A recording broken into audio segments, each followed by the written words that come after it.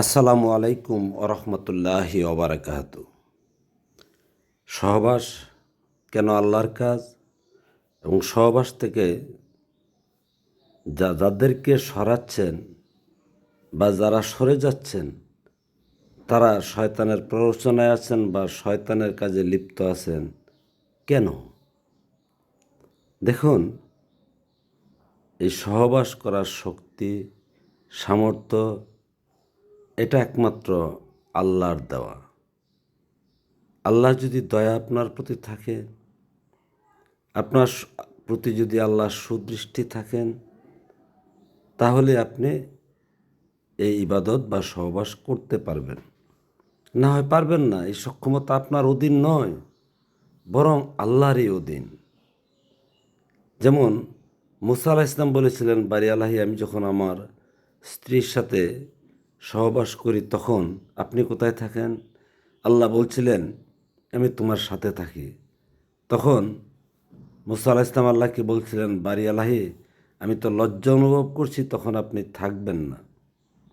এরপর থেকে তিনি তার স্ত্রীর সাথে আর সহবাস করতে পারতেন না। এভাবে অনেক দিন চলে যাওয়ার পরে লজ্জিত হয়ে আবার আল্লাহর কাছে বললেন, বারি আলাহি, আমি তো আমার স্ত্রীর কাছে যেতে পারতেছি না। তখন মুসা আলাইহিস সালামকে আল্লাহ বলেছিলেন, তুমি তো বলেছ আমি যেন না থাকি। আমি না থাকলে তোমার এখানে আল্লাহ নূরের এশক কোথা থেকে আসবে?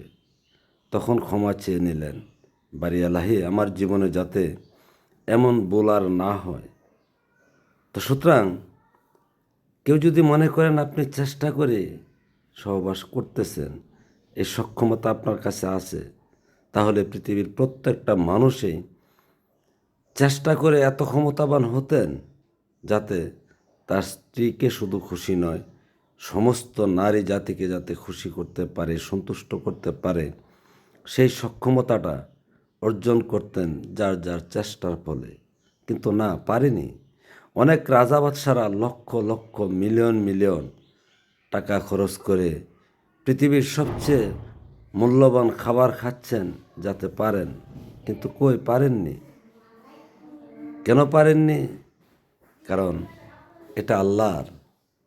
আল্লাহ নিজে এটার তদারকি করেন। তাই আল্লাহর কাছে যারা আনুগত্য থাকেন, আল্লাহর নির্দেশে যারা করেন, তারা অনেক কিছু করতে পারেন।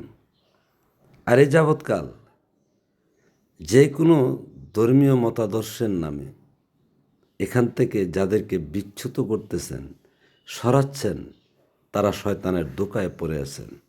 যে ধোঁকায় পড়ে আদম আলাইহিস সালাম জান্নাত থেকে বঞ্চিত হয়েছিলেন, আর আপনিও সেই জান্নাত বা স্বর্গ সুখ থেকে বঞ্চিত হচ্ছেন শয়তানের প্ররোচনায় পড়ে।